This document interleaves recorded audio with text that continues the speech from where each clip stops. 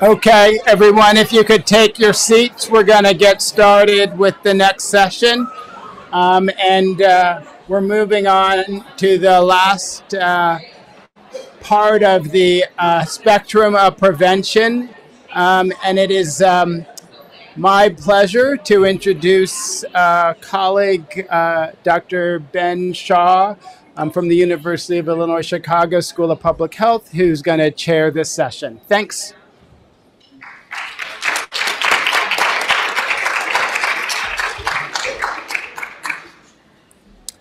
Hello, everyone. Good afternoon. This is when we really need the jumping jacks. I think that everyone knows this session right after lunch on the second day is a challenge, and so I knew actually that meant I needed to recruit the very best panel, and I think I was successful with that. So today's session is on promoting community education. Basically, how to effectively educate the public about risk factors for dementia. And you may have noticed, in the issue brief here, the focus on the public health spectrum and the theme that prevention is not merely education. So what does that mean for us, this session on community education? Well, I would propose, we've heard about the big P and the little p today in terms of policy, but I want to introduce the idea of the big E and the little e with regard to education. So in this session, I think you'll hear that big E education is not merely little e education. And what I mean by that is that it's a focus is not just on what people know or don't know about the risk factors for dementia, but it's also about how people think about and perceive and believe in their beliefs about those risk factors, and how do we appeal to those perceptions and those beliefs in a way to motivate behavior change or risk reduction. And it's also about linking people to resources that can facilitate risk reduction. In public health, we have a lot of experience in that sort of big E education, health promotion in other contexts like heart disease, but we are still learning, I think, quite a bit about risk reduction, promotion, big E education in the context of dementia.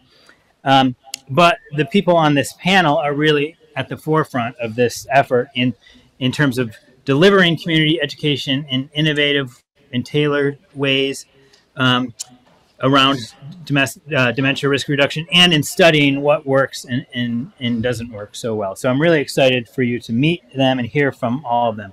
I'll introduce them each now, and then I'll turn it over to them.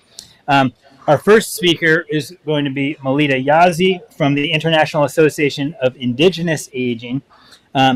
She's from the Navajo Nation and has a long and impressive record of working with indigenous populations in public health, and she's currently the director of tribal dementia and Alzheimer's disease projects at IA2 is how they refer to their organization. And today she's going to be talking to us about IA2's current initiatives and resources around dementia risk reduction in Native communities.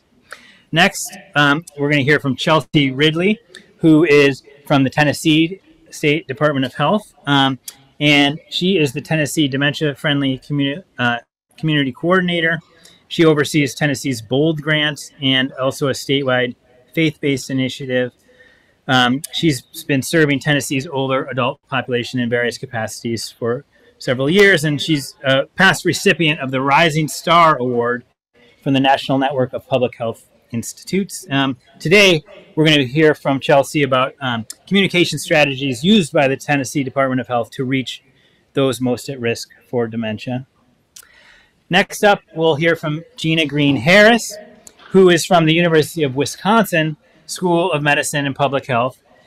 She is the Director of Community Engagement and Health Partnerships in Milwaukee, which is part of the Center for Health Disparities Research. And also, she's the director of the Wisconsin Alzheimer's Institute's regional Milwaukee office.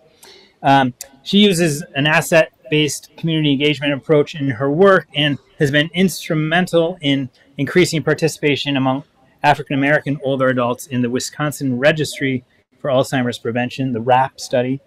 And today she'll be sharing with us her experience with providing culturally tailored lifestyle interventions for older African American adults who are at risk for dementia. And then finally, we'll wrap it up with hearing from Daniela Friedman. She's a professor and chair of the Department of Health Promotion, Education, and Behavior at the University of South Carolina School of Public Health. She does research on health and risk communication with older populations, studying how communities access and use risk information and the implications that has for developing culturally appropriate and effective messaging about risk. And today we're going to hear from her about working with communities to understand their perceptions about cognitive health and how to effectively communicate with communities about their own risks. So please welcome or share with me in welcoming our first speaker, Molita Yazmi.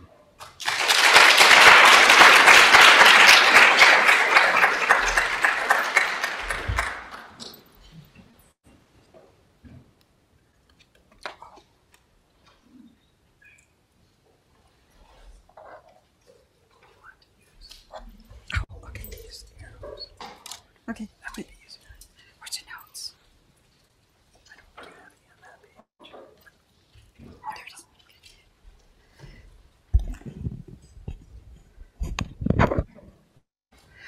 Yate, Shea, Molita Yazimnishia, to a head leaning schlindo, Duncan Abash's chindo, Kia Ani a dash a chay, to the eating a dash another.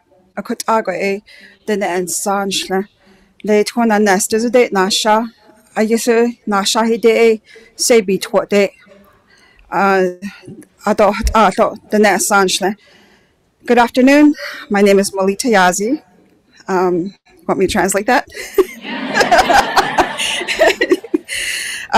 I was born for the Two Waters Running Together clan, and I was born for the Towering House clan, and my maternal grandfathers are the Deerwater clan, and my paternal grandfathers are the Bitterwater clan. That is how I am a Diné woman. I come from Sand Springs, Arizona, and I grew up in Tuba City, Arizona. So, let me see. IA Squared was founded by Bill Benson and Dave Baldridge. So what does IA Squared do? We help people and programs figure out how to competently and effectively access the Native and serve the Native American elders. We work to advance both knowledge and practice and promote engagement at all levels, including the national, regional, and local. We acknowledge the history, rights, and cultures of Indigenous people throughout their lifespans. And we are also HBI component. We, hold on. Letters are really big.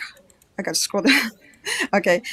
So the other thing we do besides deliverables for the HBI grant is we implement and we do activities surrounding the roadmap for Indian country.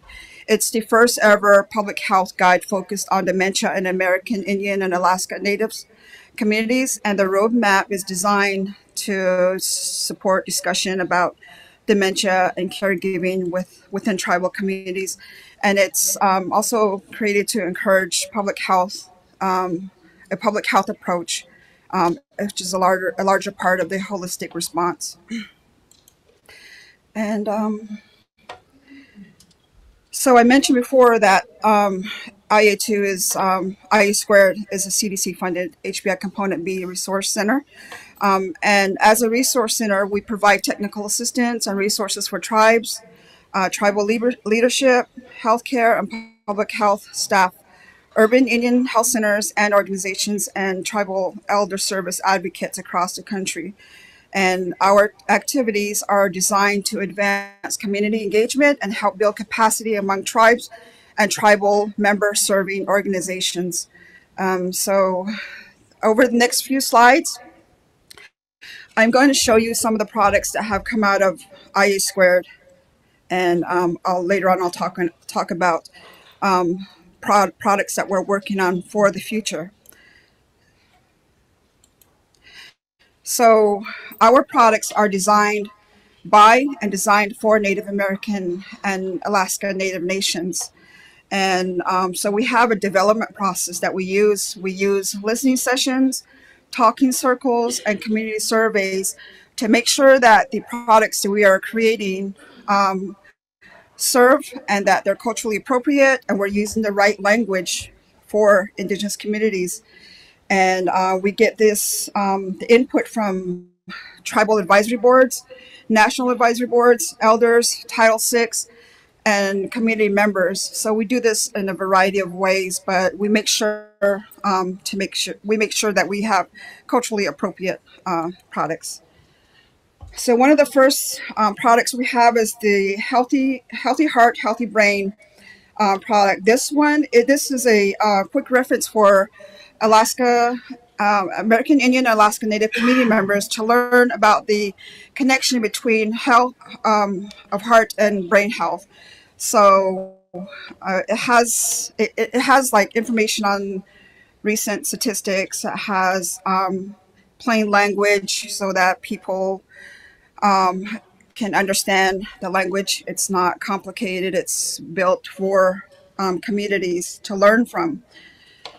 And we have several different designs on there. So not all tribes across the U.S. have the same culture or the same customs, the same languages. They're all different. So we try to cater to the variety of the tribes through regional representation, like the Plains Indians dress with a lot of feathers, and then the Pueblos have a lot of weaving clothing. So all the tribes are different. So East Coast, West Coast, Northern Indians are all dressed differently. So we try to make sure that we represent everybody in our products.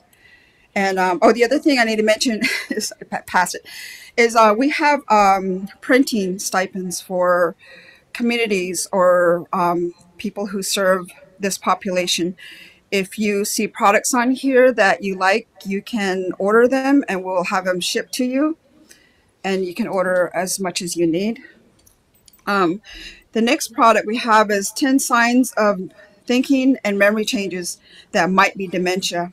So these are like handouts that can be given out at health fairs or in doctor's offices or, at any clinic that serves Native peoples. And again, we have these in multiple design options that represent all tribes across the United States. And again, we have printing stipends available for this product. Another product is the Healthy Food, Healthy Brain rack cards. These are reference cards. They're 3 and 6/7 inches by 8.5. So they're not full size. They're like half of a sheet of a paper.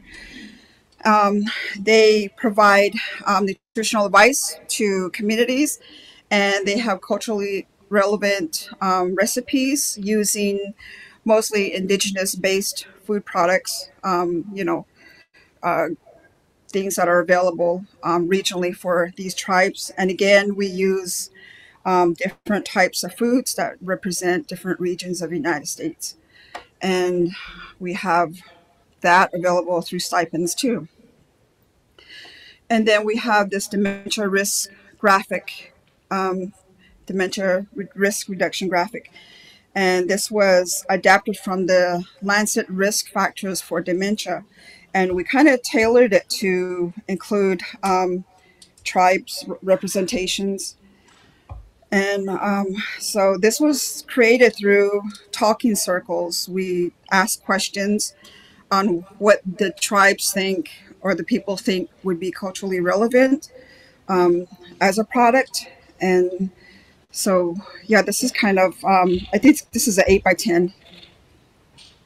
And then we have a policy report, which is an ADRD for Native American communities. This is a brief that explains how federal and tribal law and state policy actions currently address issues, and it can be helpful for health professionals or policymakers. And this resource could be used to inform the update of United States Alzheimer's plans and national ADRD plans. And we have the American Indian, Alaska Native, and culturally inclusive language and ADRD state plans. And this is a guide or a resource that would help aid in Alzheimer's disease and related dementias, policy and planning for American Indian and Alaska Native communities and their leaders, and state and public local health entities. And then one product that came out recently is a tribal resolution addressing ADRD. This is a really important resource for Indigenous communities, because when they apply for funding, they have to have a tribal resolution that backs up the plan that's in the resolution. I mean, in the package. So the tribe has to say, okay, that's fine. That's not restricting anybody. We're not imposing on our tribal cultural beliefs. So they have to look at the plan, see what the proposal says, and say it's okay. So that's what tribal nations do before they, request for funding. And this language in this resolution reflects the tribal government's preferred words and identification of their people. So a lot of tribes have names for themselves. Most commonly, they call themselves the people, or they specify or they identify themselves by the regions within their environments. And so this document has 4 parts to it, and those 4 parts are a cover letter, and then a letter template request, and then a sample resolution. So we have just a template. You can plug things in that appropriately, and then kind of modify it to the way that you need your tribal government to respond to. And then we also include fact sheets for the tribe. So this fact sheet talks about, the statistics about ADRD among populations that we serve. So just, they can refer to it. They can look at a fact, and then, it might be a general fact, but they can use those facts and look up their own statistics and use those things. So we set it up really, it's very convenient. And then we also have these on our website. A lot of these products are on our website. And then we have our website has a new interactive platform. It's called the Dementia Friends Room Experience. So this experience is adapted from the Dementia Friends Canada. And there's scenarios in this interactive platform that duplicate early signs of dementia and offer some tips on what people can do to help. And there are scenarios that include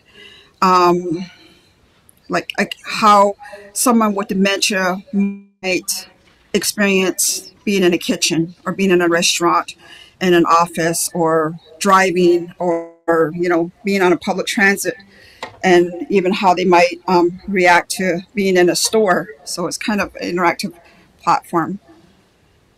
And we are currently working on a social media toolkit that's tailored to American Indian and Alaska Native communities. So this social media kit includes a social media literature review, a digital communication brief, and social media messages toolkit. So they're kind of language that's already has the right language for maybe a community who wants to post on social media, and it has support It has facts. And then we also have hashtags. I didn't really know what hashtags were. I mean, I've seen it before, but I had to ask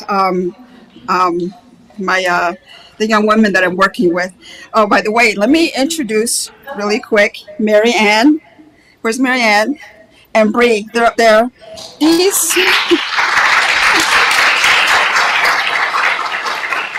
These young women are awesome. They make my life at IA Squared so much easier. They're up to date and everything. I don't have to research and say, hey, Marianne, what does this mean? And she tells me. So, which is really, really good. And so that's coming soon. It's in the process of being approved at the moment. And then we have a really awesome social media presence. We're on Facebook, we're on Instagram, we're on Twitter, we're on these different platforms, and we have a really impressive following. So here is some of the stuff that we do on social media. Marianne and Bree do all this, not me. So,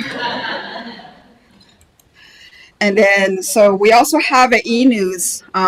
We have a monthly American Indian Alaska Native Brain Health e-news, and these the e-news includes stories, new programs, and posts. And here is a where's that? Okay, here's a QR code. If you click on it, you can follow us in the e-news, and also go to our website. You can navigate on our website. There's some really, really cool products on there that you can send to your tribal affiliates, your tribal partners, and yeah, it's a really good. I was really impressed when I saw the website for the first time. I'm sure you will too. And that's it. Thank you.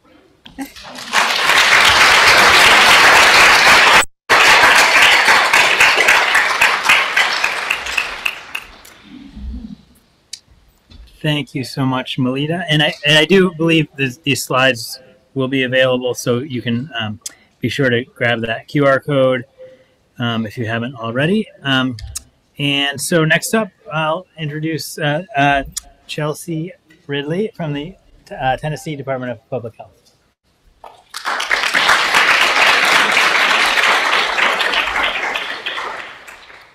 Hey, y'all. So my name is Chelsea. I work at the Tennessee Department of Health, and I work in the Office of Patient Care Advocacy. I'm going to talk a little bit about some of what you heard earlier today, but it'll be a little bit more in depth. So I'm super proud of what we've accomplished in the last couple of years. It's been a long journey, but I feel like we've really made some good headway. As it relates to risk reduction, early detection and diagnosis, provider outreach, so on and so forth. And I'm one of those people, if y'all have any questions, if there's time, y'all can ask as we go along. So this is kind of what Tennessee looks like. Who's visited Tennessee? Raise your hand. Now, who's driven from tip to tip? Oh, a couple people. So it's about 8 hours. And each region of our state kind of looks a little bit different. So in East Tennessee, which is where I'm originally from, up in the mountains, that's where Dollywood is, heavy Appalachian influences. And then in West Tennessee, everybody knows Elvis and the blues. So it looks a little bit different in every region. And I've heard it said that there's kind of 3 states in one, and I think that's a really kind of good description. The cultural differences are pretty apparent. There are socioeconomic differences, historical differences. And so with that, you have a lot of differences in what's important to those local communities on a regional basis. And again, just kind of at the local county level. So we took kind of 3 approaches, and I'm going to go over each of these. We've been really working with faith groups. We did a huge media campaign and working with local and regional health departments across our state. Now, Tennessee also has 95 counties, and that's a lot. And so each of our counties has a local health department, and we also have regional departments that kind of oversee those, and metro departments. So there's a lot of health departments, with all that being said. So we are a current BOLD recipient. And so we use some of our BOLD dollars to implement kind of a wide-reaching media campaign. And this is the approach that we took. So we knew that we had a few target populations that we really wanted to message to. Those being those most at risk, of course, for dementia. So women, African Americans, Hispanics, and we also wanted to make sure that we did a really heavy outreach to our rural communities, just because there's a ton of access to care issues in those areas as well. So we worked with our communications team as well as Xfinity, who the state has a contract with, to kind of define our vision, really explain who we wanted to target, why we wanted to target those audiences. We spent a lot of time discussing with them dementia risk, of course, and then what it looks like for individuals that have a loved one that has dementia, and for those individuals that are experiencing memory loss. So we spent hours kind of really communicating our vision with these communications folks. Of course, they didn't have any experience with dementia and didn't have any experience really in public health. So we took a lot of time kind of defining our vision. Once we did that, they kind of gave us two theme options. And so we took the two themes to our local communities, and we gained feedback. So we did that kind of formally and informally. Formally through a survey. We sent the survey to probably over 2,000 individuals through our Health Disparities Task Force, through our partners at the Alzheimer's Association, Alzheimer's Tennessee, our AAADs, so on and so forth. And so we gained a lot of feedback from individuals across the state. And we really tried to make sure that it was representative of everyone in Tennessee. So people in rural communities and those populations that we were really trying to target. A couple of things that y'all might find interesting is a lot of people said that the word dementia did not resonate with Tennesseans. People didn't understand what that meant. People didn't know what dementia is. So we were encouraged to use memory loss instead. So we did. Another piece of feedback that we received a ton was the words risk reduction. That doesn't resonate with people apparently either. So instead we were encouraged to say things like lifestyle related factors or behaviors or personal choices. So that was a lot of the feedback that we received, and it was kind of overwhelming. I was not expecting that. So y'all might find that in your own states. So we made changes to kind of the scripts and the themes a little bit based on the feedback. And then we released our campaign. So the campaign title was Don't Be in the Dark. And we had three key messages. One was focusing on risk reduction, one on caregiving, and one for those that might be experiencing memory loss.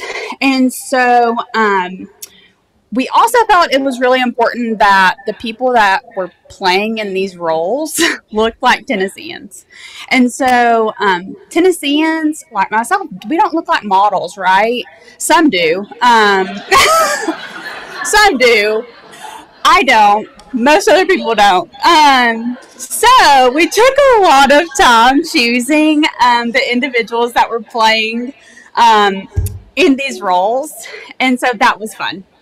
So how do we release this information? Several ways. Of course, on traditional cable outlets. So we worked, again, with Xfinity. That's primarily the cable outlet that you'll see in Tennessee. We also went through streaming networks. So if you're on Hulu or you're on Netflix or whatever you may be on. You had a chance to see these as well, as long as you didn't pay for ad free. We also released these ads, the same script on radio outlets. That's important because, especially like areas where I'm from, and either more remote, cable's touch and go, right? And internet's touch and go. So radio, in a lot of instances, is still really popular. So you can also find the same messages through radio outlets. We also have these, they're currently running in physicians' offices, again, in certain spots primarily. So there's a few counties that we really focused on, just based on some demographic information. So they are running in doctors' offices as well. We also used free media. So that's really important. I know every state and every county health department does it a little differently. But we have kind of a centralized Facebook, Twitter, Instagram that the Department of Health uses. So we pushed out these messages and also messages provided by Bold Centers of Excellence. Thanks, y'all. Through our Facebook page, Instagram, so on and so forth. I know I'm trying to speed up. Sorry. Another key project that we worked on to educate Tennesseans and local community members is a faith outreach initiative. And so we did this using CDC Health Disparities Funds, a portion of those. We know that older adults were heavily impacted by COVID-19. And so what we wanted to do was to really help mitigate some of the negative impacts of COVID, especially in our faith community. So we partnered with the individuals in front of you, the University of Tennessee at Chattanooga, all of these other organizations, to provide trainings, open houses, so on and so forth, to faith communities across Tennessee. That has been wildly popular. I'll say that. We held a faith summit recently with our partners at University of Tennessee Chattanooga and all the ones listed, where faith leaders and congregation members can learn about dementia, learn about caregiving, learn about chronic disease management, learn about advanced care planning, crisis intervention. The list goes on. Faith communities have the opportunity to kind of do a deeper dive related to any of these topics. So if they want to learn more about caregiving, or maybe setting up a support group in their local church, or if they want to learn more about what they can do to support older adults in their congregation in general, they can do that. Of course, through all of this, we talk a lot about healthy lifestyles and how that impacts you now and impacts you later in life. And so as our congregations age, super important to engage these individuals in our work. So my pictures didn't show up. So why did we work with faith groups? We kind of heard a little bit about this yesterday, and I think folks have mentioned it some today, but during COVID-19, they were instrumental in helping us administer vaccines, getting food to those who may have lost their jobs. Typically, especially in Tennessee, people largely go to church. Dr. Watt and I were saying that earlier. People in Tennessee specifically are still very religious. And even if you don't like the people you go to church with, you still go to church. So that's just a cultural thing. And really, I think it's really important for public health organizations to kind of focus really on where the people in your state or in your local communities go regularly. And for Tennesseans, largely, it is our faith communities. Okay, and then the last thing I'll kind of mention, I love these RAT cards. She mentioned RAT cards too. We have been working with local communities, local health departments, and regional health departments to get the RAT cards into existing programs. We also, at our central office, have a ton of programs, like our diabetes prevention programs that are utilizing these RAT cards. Our cancer programs are using this information too whenever they do community fairs, whenever they do any type of outreach program.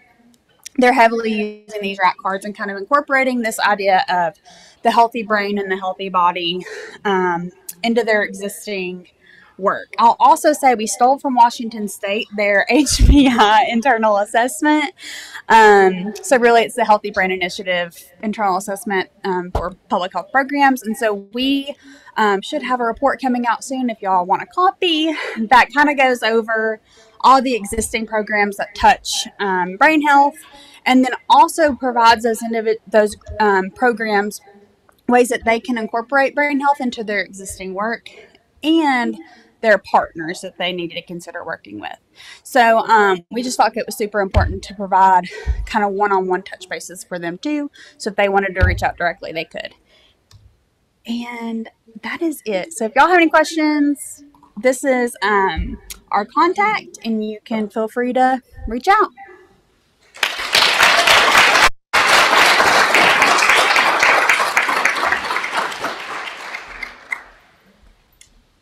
Thank you very much, Chelsea. So we started in the Southwest, headed a little east to Tennessee, and now we're going to head north to Wisconsin. And I welcome Gina Green Harris.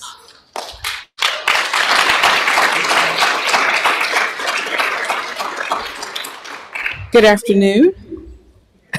Okay, like really, come on, y'all, work with us. It's only 2 o'clock and 1 o'clock my time.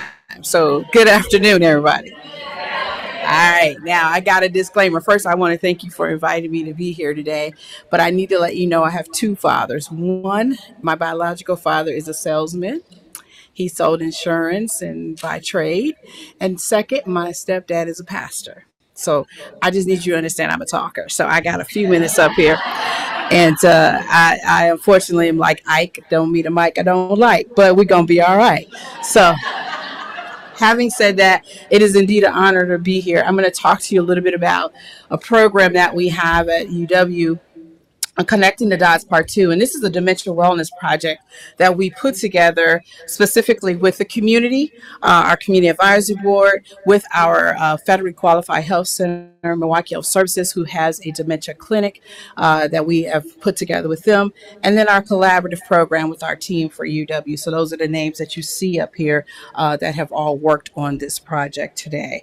I'm going to do a little overview. What I want to do today, and real quickly, is to walk you through how we got to where we are and thinking about what you all can do in terms of programming. I will say we talk about placards and those things, but our community was specific to say to us that we are tired of placards. We want programs. And so that's why we're going to talk a little bit about programs today. Not that we don't have them. We love placards, by the way. They just told us what to do. So we listened. What a novel idea that is. So as we all know, African Americans are at greater risk for Alzheimer's and dementia or other related dementias. We know that. We've been talking about that, so I don't have to spend time on that. But I do just want to say, again, one of the bigger questions is not so much knowing those data, but what are we doing to address them in a way that is culturally inclusive and tailored for our community? That's the biggest question we've been getting. And so, again, the impact of Alzheimer's disease in our communities, particularly, we know that these two green items are really critical where we come from, and particularly in our neck of the woods in Milwaukee, Wisconsin, and southeastern Wisconsin, and is predominantly where we identify most of our African American community. But we know that those undiagnosed Alzheimer's disease complications can actually inhibit the management of other comorbid conditions. And so we wanted to think about how do we address that, and what do we do in order to talk about this, but then do action steps after it. So that's one of the reasons why we're addressing this program. And then the other one is those structural, social, and attitudinal barriers that are unique to our minority elders and our families. And so we have all talked about that today. We understand that there are just some unique characteristics, such as we know the social constructs of racism, we know access to care, we know all of those are factors that we have to address, but we have to do so in a way that is really appropriately tailored with community, not for community, but with them. And so with that in mind, one of the things that we really focused our efforts on as we were building this program in 2008 is when we actually started our work is the asset-based community development model. And this model, quite frankly, one of our intentions when we were developed as an office in Milwaukee was to recruit African Americans into the Wisconsin Registry for Alzheimer's Prevention. However, we understood as when we were developing our program, recruitment could not occur without appropriate program service delivery model. It was essential that we did not go to the community first for research. In fact, our research efforts were tertiary. It was really important for us to first learn the community. How about that? We had to learn what the community needs were. Then second, we had to educate our community on what dementia Alzheimer's really is. Like I think my colleague said, our community was like, what's dementia? We don't want to talk about that. We don't have that. And so we had to really give these understandings and conversations. So we had to go beyond recruitment. And at the note, what you'll see what we had, the center of our work is around community engagement. Take note, that does not say outreach. It says community engagement. There is a difference between outreach and engagement. So thank you for that. I see I got some hallelujah. I'm sorry, I got some believers in the room. So we knew that we needed to do something different. So we did community engagement. That includes a service model of our program. We have a program where we have a staff member who works inside the clinics, but also goes into the homes.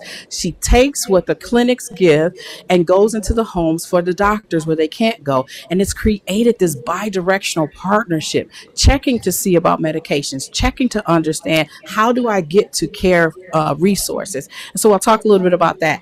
Advocacy. We have a community advisory board that started day one with us. They guide the work that we do. Professional education. We had to educate our providers on how to engage our community in a cultural lens. And then, of course, research. Research is always going to be there because we work for the university and the institution. However, we have to help the institution and universities understand that research does not mean that you just come to the community and ask. It's really about what you're going to give first and what are you going to leave behind when the research is done. But that's not for this audience. I'm just saying that that's what we do. Nobody in here would do anything else. So when I talk about an asset development model, we talk about McKnight and Kretzmann. That is a model that really focuses on making sure that we build on the strengths of the community and their potential. What does the community bring? I always use this as an example. The community had diabetes and success with diabetes before you came. What was working? What is working? Not everyone is an amputee who has diabetes. Not everyone who has heart disease is dying of heart failure. What is working? Let's find out what's working. Let's utilize our data to develop with community strategies to help them have longevity and hope and vision. So that's one of the big pieces that we do. So we do engagement, then comes involvement. We had to become part of the fabric work of the community. One of the speakers this morning talked about getting out of yourself, out of your ivory towers, putting on your gym shoes. That's why I wear gym shoes, y'all. No, not really. I wear gym shoes because I'm 55 and I don't wear heels no more. Let me just be honest. After 50, you don't care. You just do it. So can I get a witness? Yeah. Keep living, as my grandmama say, keep living. But we become part of the fabric work. And what that means is that the community knows you by name. They know you by face. They don't know you to ask them. They're understanding you're there to have reciprocity, to give, to receive, to work together. So we do that. Then there is the commitment from the community. When you invest in community, the community invests back into you. So where does this all take us, Gina? Where are you going with all this? So bottom line is that as we did these models, we recognized that there was definitely a need for our community to get better diagnosing.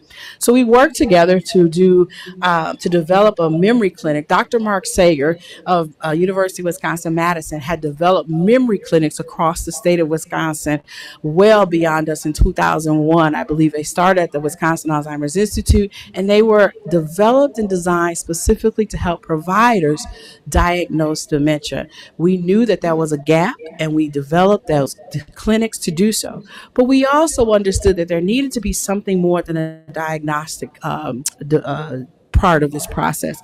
We then developed, if you're looking at that square box, it had to be care management, follow-up services, family support.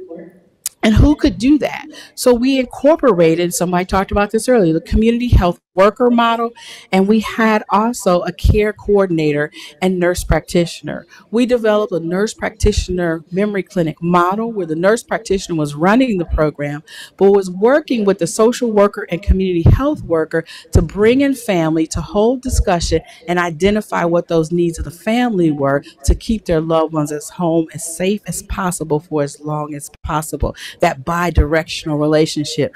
And so then we talked about what happens after a person gets diagnosed. What you can see actually is the first start is those patient referrals. So the physicians, social service agencies, people come in at that point.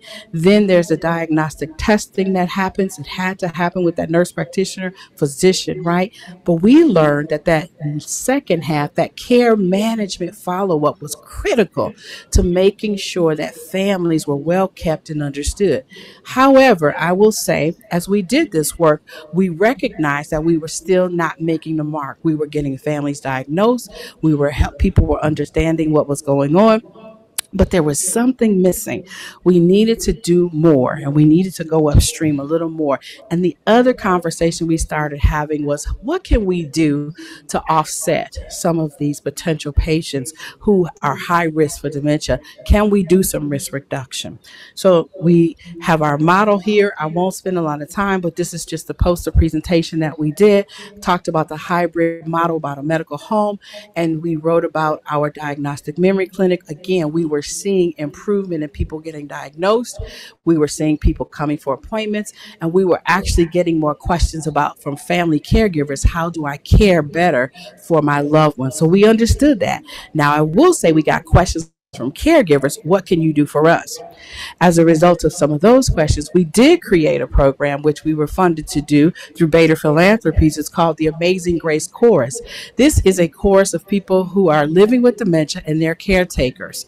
And what we do is they come together, they sing, and then they do a concert for the community. It's a 10-week practice program, but we don't just do only practice. They have in-services. They provide them with supportive services. They provide respite. We take them on field trips.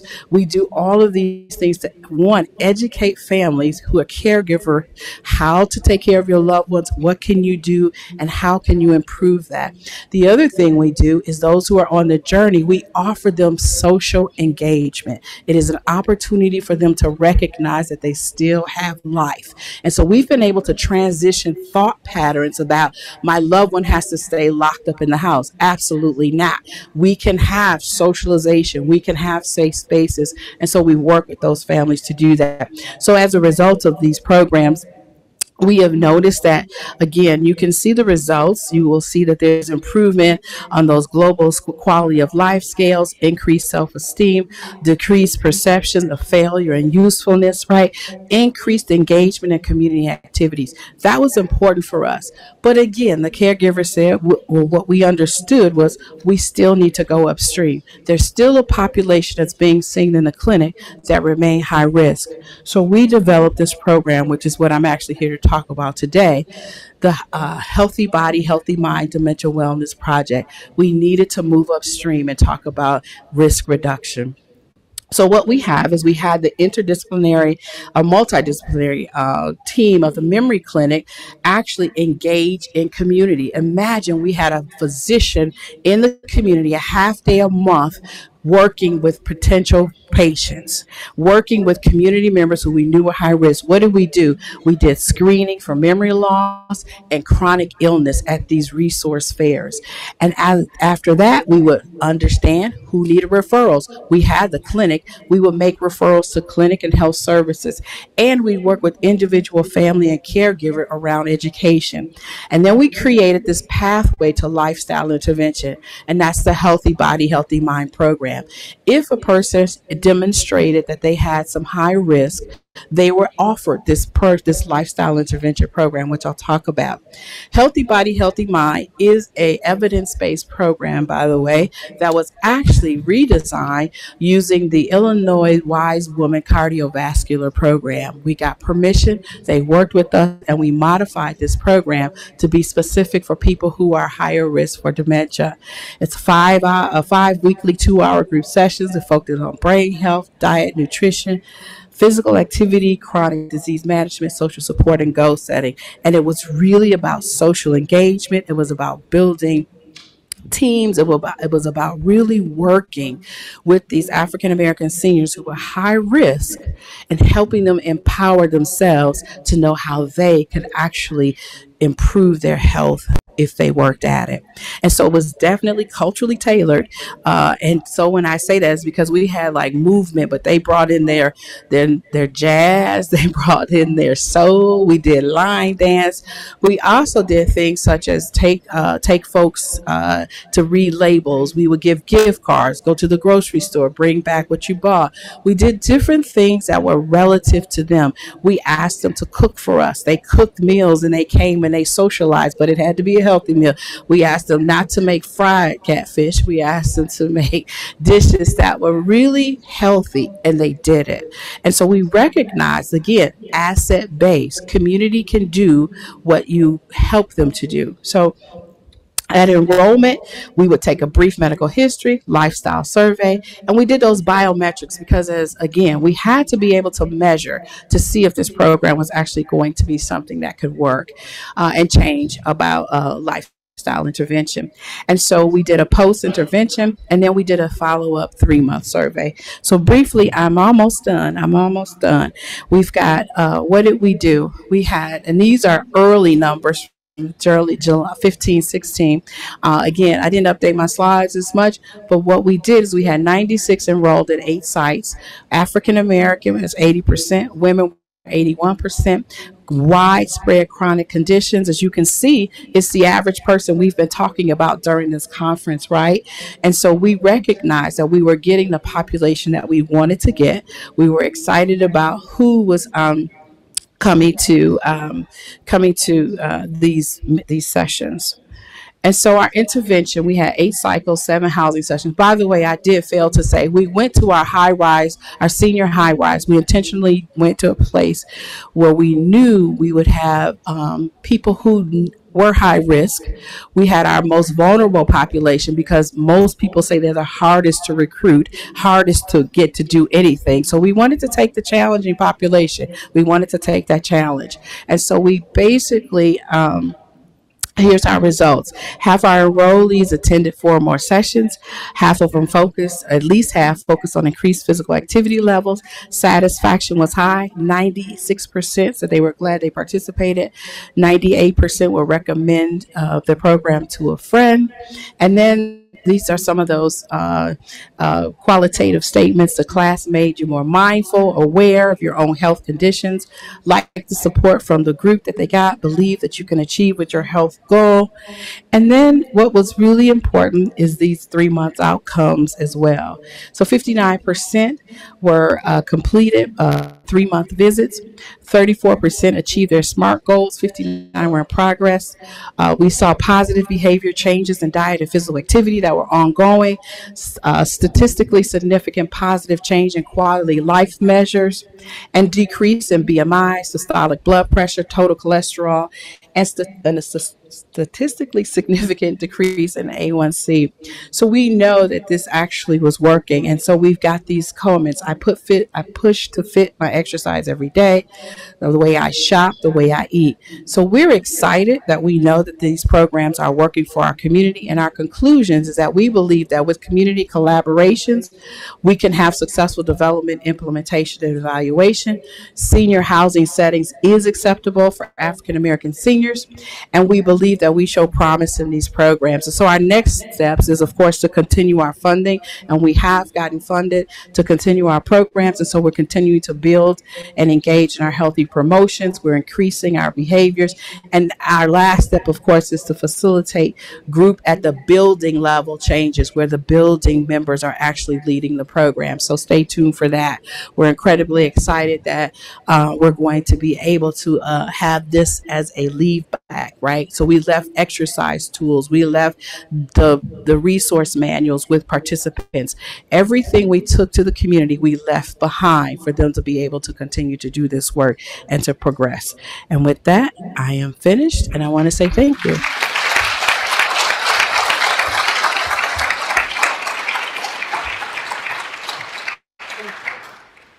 Thank you very much, Gina. And without further ado, we'll turn it over to our cleanup hitter, a baseball reference there, who is Daniela Friedman, and from the University of South Carolina. Thank you.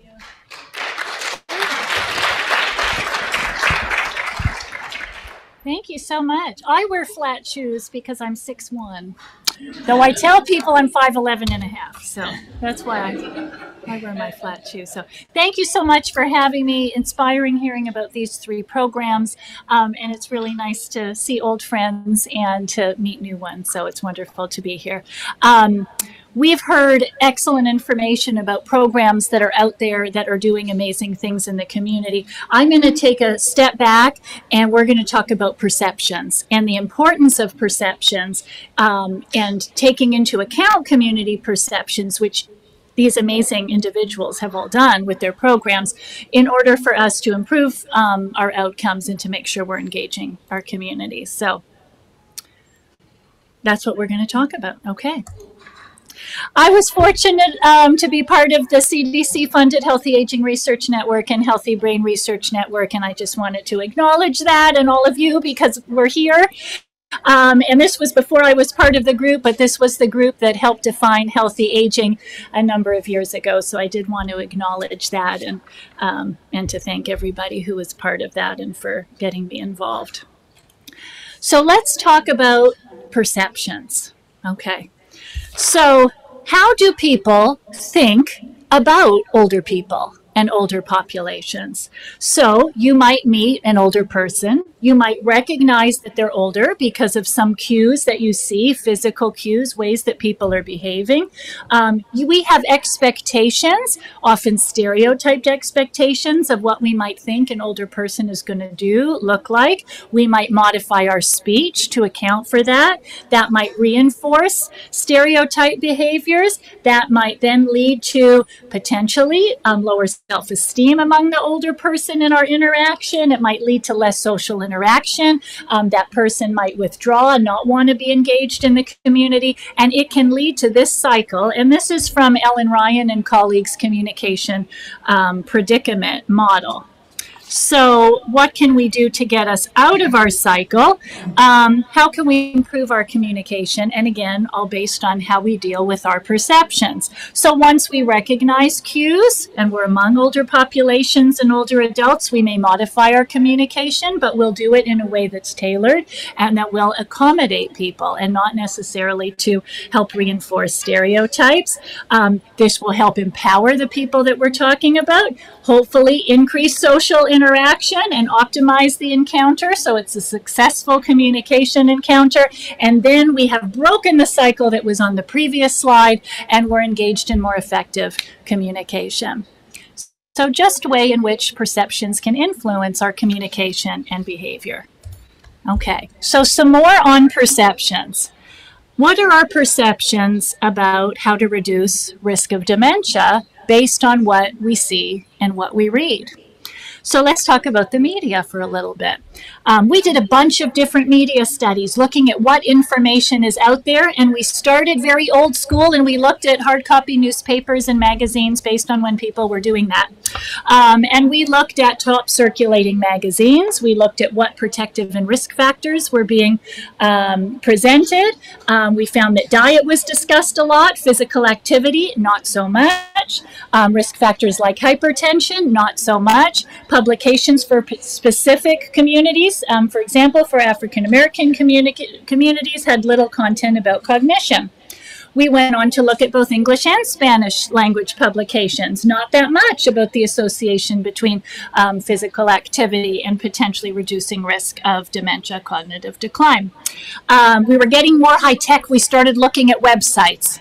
And we looked at top cable news, and things were looking good. We were seeing more on lifestyle behaviors. We're seeing more on physical activity, diet, and we're seeing this more when it came to stories related to aging and cognition, more so than just general audience articles. So that seemed like it was promising. Then we really went media 2.0 and know that people were looking at YouTube and using apps. And while we find that there are a lot of videos and content related to dementia, what people were interested in, and we can know that based on what people are liking and interacting with, not necessarily with what there is a lot of on these platforms. So there may be a lot of content, but not necessarily in areas that people are really liking or commenting on that information. We also found some issues with information quality, and also we know when we're looking online and in different places, you can either find a lot of information or limited information and of various quality. This is a chart from one of those first studies that we did, and you can look at the different factors involved and percent of articles with each focus. And you can see that the presentation of the information in the media may not have been commensurate with what the science was in the area at the time. And you can see physical activity down there at 3%. Diet was up there. You'll also see other things like vitamins and supplements being presented quite a bit in the media. So perceptions are important. Information can influence our perceptions, and perceptions need to be considered in our messaging and our programming. And all of the individuals up here have talked about the importance of community engagement and understanding community in order to make our message more effective. So some of you may see a younger maiden. That's what they call it in social psychology. They call this the younger maiden or the older woman. Who sees the younger person in this? Okay. Who can see the older person? Who can see both and go back and forth really fast, back and forth, back and forth? Okay. So part of CDC funding that we've had, we did have a large qualitative study called the Healthy Brain Study, and we wanted to understand perceptions that may influence people's motivation to engage in risk reduction behaviors. And I just wanted to share some of this.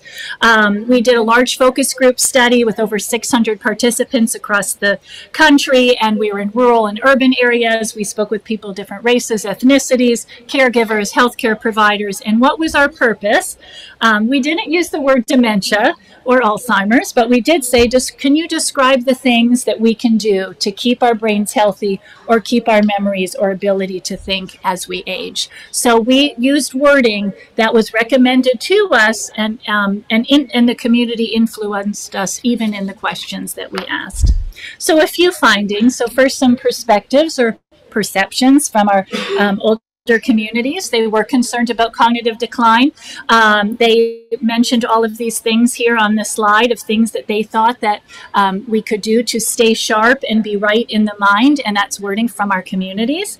Different cultures, different groups emphasize different aspects of cognition, and they did feel that they were getting some mixed messages from the media at the time, which was matched what we were finding from some of our media work. And I just wanted to share some additional quotes just to show that there is a lot that came out related to the social interaction piece and the importance of staying connected to know what's going on in each other's minds and to help each other stay sharp.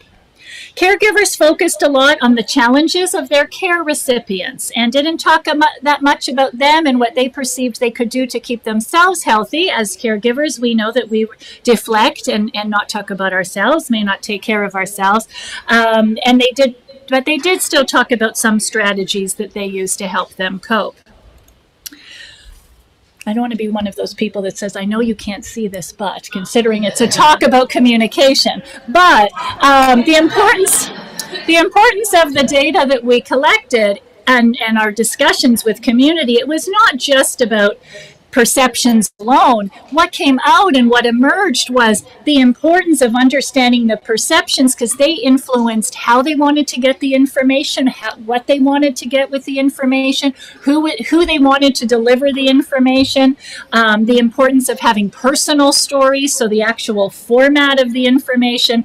So we didn't go into this thinking that this was going to be a huge communication focused social marketing kind of thing, but this is what we realize: the importance of perceptions in anything that we do with respect to messaging and programming is really important.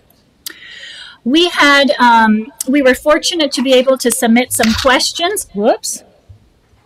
Oh, good, you can see that, so that's good. I don't know what I did, but something exciting. Some questions to Porter Novelli surveys, thanks to CDC support. And we wanted to find out also perceptions and practices from providers and what they were telling community members and patients about cognition and risk and protective factors. Providers did say that they were advising older patients and caregivers about cognitive impairment. Consumers, so community members, said they were hearing it, but they don't necessarily hear it from providers. And so there were some issues around understanding some discrepancies. There were some discrepancies there. I wanted to show you here This compares what community members thought about how to prevent or delay cognitive impairment, and then also what providers, both physicians and nurse practitioners, were saying that they were telling patients. So in the green box, you can see around 86% of the samples here, we're all talking about, yes, physical activity is important. Maintaining a healthy weight, well, more consumers, community members talked about that than what physicians or nurse practitioners reported sharing with their patients. Diet, more by consumers realizing that was important, and then vitamins and supplements, which people may have been hearing about from other sources, was discussed by consumers. They perceived that this was going to be very important for them, and not talked about that much among providers, which is not a surprise. And so perceptions here related to where people were getting their information and what kind of information people were receiving. So some of the implications that resulted were very clearly related to communication, importance of considering those social factors, the importance of engaging with others, importance of understanding and considering cultural perceptions, verbal communication, testimonials, not just sharing the facts, but making the story personal. I think when it comes to this topic, we can all say that there's a personal or family connection, and that's what motivates so many of us to do the work that we do. I think some of this work can and has informed some national and state efforts around programming and messages for individuals with Alzheimer's and their caregivers, and understanding these perceptions is so key in anything, and we've heard that today. All of these programs have really considered the perceptions and the needs of the community. I think there's more that we can do that I'd love to do to enhance understanding and think about the nomenclature that we used. I've probably used 15 different words and terms to describe cognition just in these over time that I've used, but I hope that we can do more to understand that and continue the dialogue so that we're sharing the message well and consistently. We've heard about, I love the term that was used, asset-based community model and community assets and outreach, not just being there to collect data, but working with our community. As we think about communication and what people understand about cognition and dementia and risk and protective factors, people think about, well, what do we understand? What does the patient understand?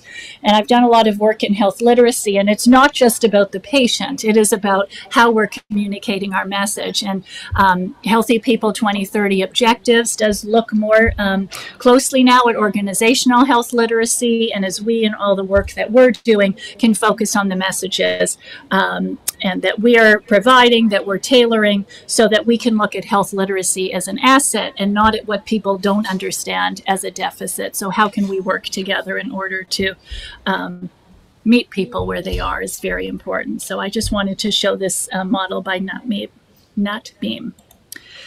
Here's an example of working with partners to inform communication. Just briefly, this was a project that we had done funded by the National Cancer Institute, and I did not know that we would be creating a visual that looked like that game. Was it Snakes and Ladders? And the goal was to be guided by community to develop something that would be a starting point to talk about breast cancer in the environment. And this is what it ended up being. It ended up being almost like dinner table placemats that were laminated. And this was one of really exciting programs that we've done that was really community led. Last slide. In South Carolina, we have the Dementia Dialogues program, which is a nationally registered program for caregivers, both formal and informal caregivers. The module topics are listed here. I show this example because the program, it is also offered in multiple states. You can take the program, you can get trained in the program to deliver the program. I share this because this program was developed co-developed with community. The updates to the program are really guided by stakeholder and community input, as well as through data that we have through our South Carolina Alzheimer's Disease Registry, which is one of 3 state registries across the country. So between the community input, stakeholder input, and this data that we have, it's really informed a special program. Well, I didn't talk about the program specifically because I knew that these wonderful presenters would talk about their programs. I just wanted to share that with you. So thank you very much.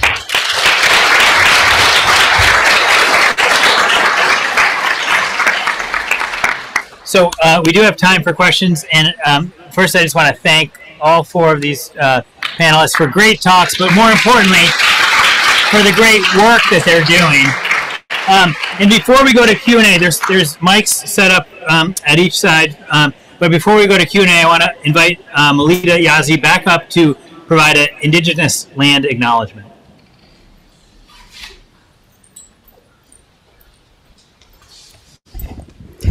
Thank you, Ben. I've really enjoyed being here with you all on this land to recognize and honor the winter season of our fellow humans. I want to take this opportunity also to do a land acknowledgement of this place that we are gathered on. These are the ancestral lands of the Cherokee and Muskogee nations before they were forced to relocate to Oklahoma or Indian Territory. These nations have called this land home since time immemorial and continue to do so. Land acknowledgements are important as they recognize the sustained oppression, land dispossession, and historical oppression of Native peoples. I hope that wherever you go, wherever you deal with Indian nations and tribes, that you try and consider making land acknowledgements a part of your program. Thank you.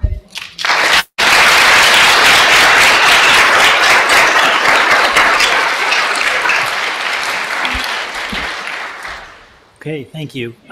So now we have the Q&A time. So if anybody has a question, please approach the mic. I will start with a question for the panel. And my question is a sort of a curiosity, and that is, we've talked about going beyond just the education where it's imparting knowledge about what are the risk factors.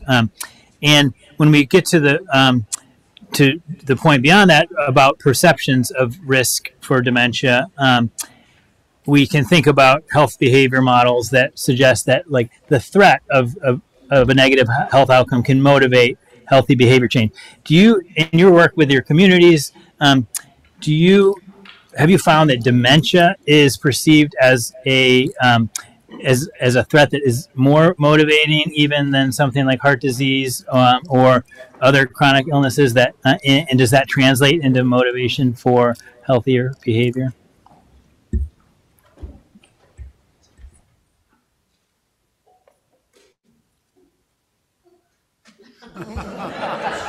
We're going to flip a coin. Hold on. No. So that's an excellent question. Thank you so much. I think in our community, what we have been finding is that the more educated people become to understand what dementia is, what it is not, it reduces the tension and the fear, and it provides that opportunity for people to be more willing to engage. I don't think fear tactics work per se in community overall. I think it really is, yeah. You know, we've done a good job of fearing our community and really flipping the paradigm to blame and shame community.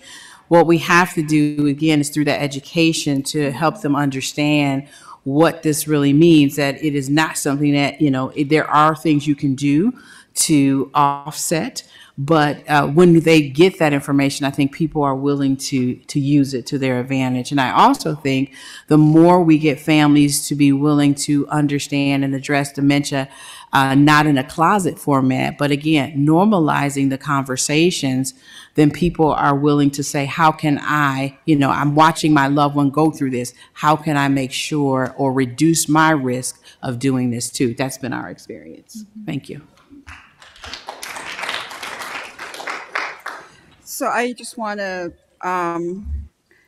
bounce off of Gina's comments. In Indigenous communities, it's really hard to start a conversation around dementia because there are a lot of taboos surrounding dementia.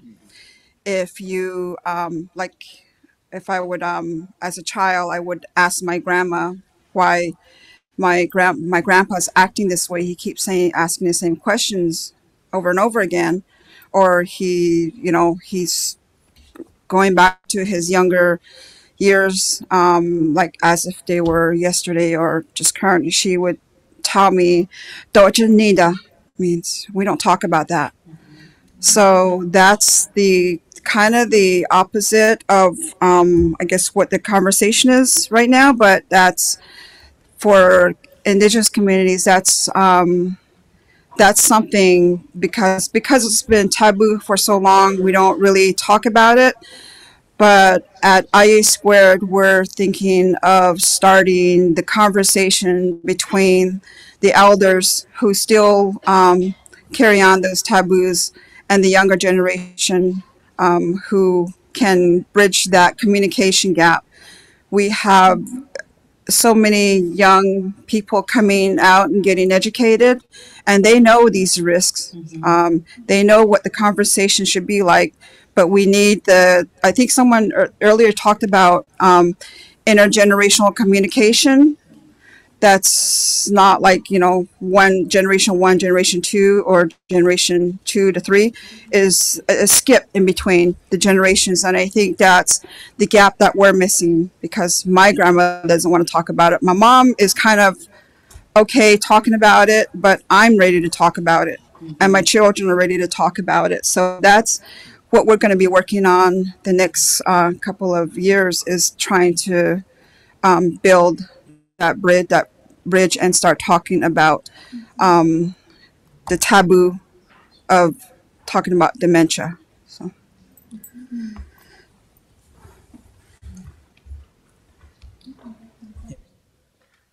Thank you all for your presentations. Can you hear me?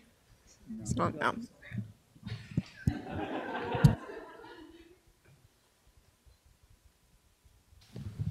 There we go. Okay, great. Michelle B. Roberts with the Alzheimer's Association. Dr. Greenhouse, you mentioned specifically the Wise Woman program, but I think you all alluded to other chronic disease programs that you work with. So we've heard over the last 2 days about both wanting to raise awareness that these risk factors are associated with dementia and cognitive decline, but also wanting to be consistent and that we're not delivering a different message than our friends in cancer prevention or in heart disease. I was just curious about how you all have worked with other chronic disease programs. Thank you for your question. And before I answer, I must do a disclaimer. I am a third-year PhD graduate student. I am not Dr. Greenhairs yet, but May 2024, we're working on it. I am a trainee. But yes, one of the things that we have been intentional about is recognizing, particularly, again, we've been talking about chronic illnesses across the spectrum. We have to work with those chronic illnesses, chronic diseases, those agencies, those organizations. This is not because I've got Alzheimer's and dementia, I have nothing else. This is, let's talk about risk. We talk healthy brain, healthy heart. We know that. And so, yeah, we have really been intentional about partnering with our Wisconsin partners across the spectrum, across the disease spectrum. And it's been really helpful because, again, it's been an education for us as well as them. So, yeah. I just wanted to add, I think also some of the work that we've done looking at what providers have time to share to be able to give that message, as long as it makes sense, that it's across conditions, or that what is good for your heart is good for your brain. And we can say certain things like that now. You know, I think when we started some of the qualitative work, we weren't sure where the messaging could go based on the evidence. So I think what you're all doing is fantastic. Yeah. I'll just add, you know, I think it's a little easier when we start to talk about the heart and brain connection.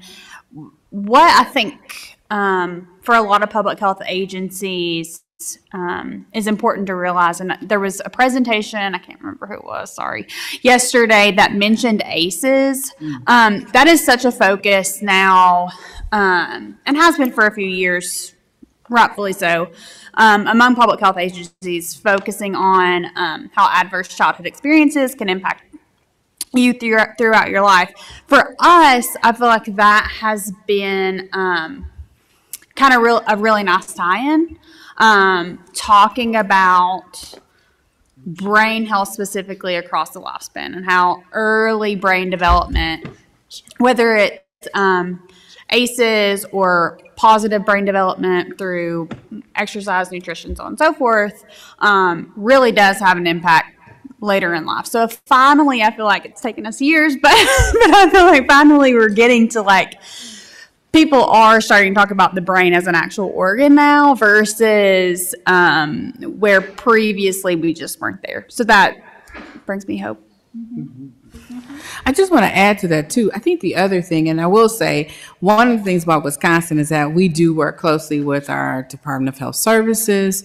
We work closely with our state health department, but those departments in the health department, right? So it's really been a wonderful relationship where we work with the academic institutions.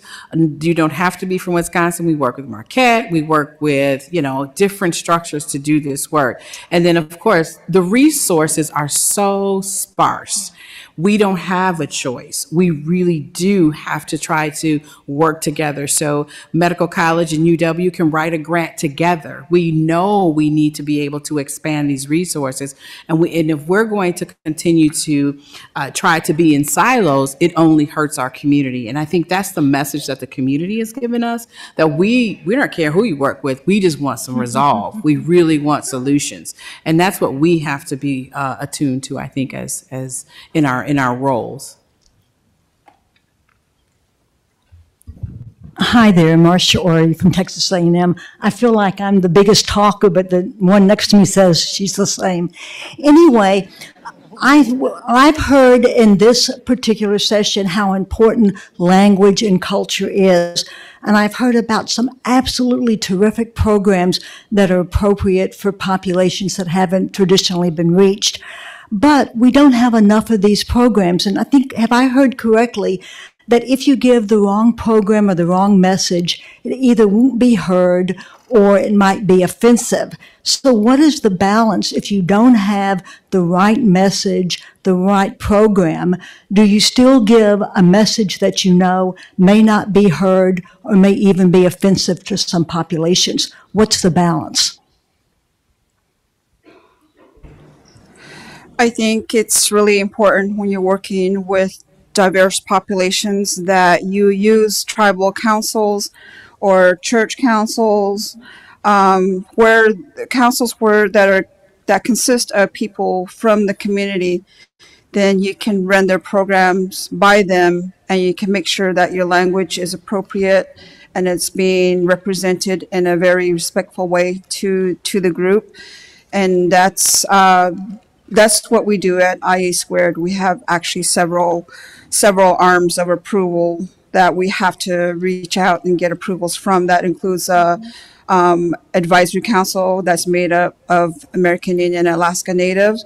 And then we have an executive council that we run these approvals through. And we also reach out to partners that will review our work. And we make sure that our products will stand in the community and they're not offensive to anyone. I think that's a really important thing to be doing if you're putting out products that are tailored for specific populations. Yeah. I would agree with that. And what I would also suggest is that one of the things that we really try to ask is that if you have an idea, if you know what you're thinking, bring it before you put it together. Don't wait to bring it for approval. We need to be part of the process. We need to be the development stage. We need to be engaged. That's that engagement piece, right? So you can reduce your risk of having it to be offensive if the community has put it together with you. And I think that's a piece that we miss. So that's my suggestion too. Yeah. No, I would say ditto to what you just said. Yeah. In some of the examples. Yeah, we have a question over on this side. Yeah. Hi, Arizona. I'm Department of Health Services today. I have a quick question, and I don't know if anyone really touched completely on caregiver, but I think my question is, how do you balance compassion fatigue discussion along with providing practical tools for caregivers? So I'm always like, how do you balance the two when you're communicating with caregivers? Thank you.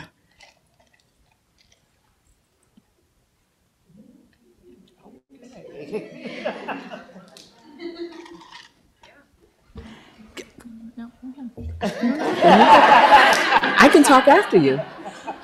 I'll talk after you. I can just speak to the piece that we've done with asking caregivers about what information that they need and they want. And it is just, and you don't want to generalize, but the number of people that we spoke with that would not talk about themselves and that deflected to others. So there's a finding right there.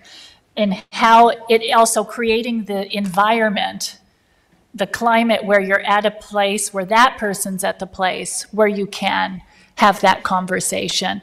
The information that we looked at that was the apps that were designed for, and mostly for caregivers, for people who may be interested in learning about protective factors, risk factors for Alzheimer's, but it was really sort of to the point. There might have been some emotional, you could be, feel emotion, obviously, if you're going through this as a caregiver, but it was the practical tools. But seeing that there was either, I think, the overwhelming amount of information, and that's a result too, then maybe figuring out that not throwing that much information at somebody at one time, that's not going to help them if they're in that state. But I think that it's also sharing the information that is going to help them care for the person that they are caring for, but then also the message for how they can take care of themselves. And that's what we have been trying to move forward with by looking at some of that information, but not necessarily program for caregivers other than the education program. Mm-hmm. So I just wanted to mention that up front. Yeah. That's excellent. No, that's great. No, remember, I am the child of two fathers that talk. So I have to be mindful to release the mic. But what I'll say is that when we think about the caregivers, again, thinking about the Amazing Grace Chorus program, it really was started as a mechanism to support caregivers in a way that they needed to be supported, right? It wasn't giving them a ton of information at the start. It was a start to give them a safe place to convene and have these personal conversations with their peers, which they don't necessarily get just in mainstream, right? So you can have family who, if you're a husband and you're a caretaker for your wife, and you talking to your children at home, it's very different than talking to another husband in a setting that is comfortable and designed for you to have this very informal conversation. So we really do take the lead from those folks, the community and the people on the journey. And when they ask us, we're readily there to provide them the pathway that they need. And it's like you said, some people just want, I just need the facts, ma'am. Just stick to the facts. I don't want no fluff. I don't want any emotion. And we're okay with that. So, and then there are others who come to those core sessions and they just need to let it all hang out. That's what they do. So I think it is that balance, but we have to allow for people to guide us on that balance. And I'll be very honest and say sometimes we are uncomfortable in silence, or we're uncomfortable with not feeling we've controlling a situation. We've got to get used to that, quite frankly. If we're going to talk about, you're talking about communication. One of the biggest pieces of communications I had to learn was learning to accept silence and being comfortable in it, right? I have an 11-second rule though, but you don't go past 11 seconds. No, working on that, but because it was recommended 11. Do you need a round number? See, she needs a round number, but 10, no. We could do 13 though if you want. Pick your own number, pick your number. But that's what I would suggest, really just letting yourselves be guided. Thank you. I think we have time for one more question. So please. Thank you. Tiffany Robb from Idaho, the Department of Health and Welfare's Alzheimer's Disease and Related Dementias program. More of a statement and fangirl moment. I partner really closely with IA Squared, and last week I went and attended our elder abuse conference for the Shoshone-Bannock tribe. Wonderful event, but on my way over to eastern Idaho, since we are a very rural and remote state where towns will have 300 people, if that. I took it as a mission to deliver the RAC cards from NACDD as well as IA Squared. And the feedback that I got back for those RAC cards being delivered was amazing. And the IA Squared ones, because they have recipes on them, oh my gosh, that was like golden to them. But the thing that I just wanted to point out was that although I'm embedded in public health, I teach public health, and public health happens everywhere.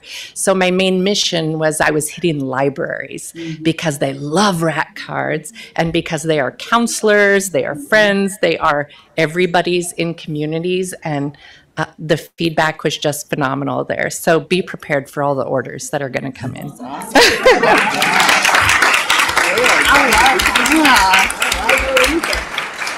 Thank you, Tiffany. I appreciate you getting our products out. You guys go to our website, look at our stuff, and if you have tribes that you work with, let us know. Let them know. We'll make that connection and send them our products. They're really, really awesome products. They're beautiful. Thank you, Tiffany. So that is a wrap on this session. We have a break now until 3:20.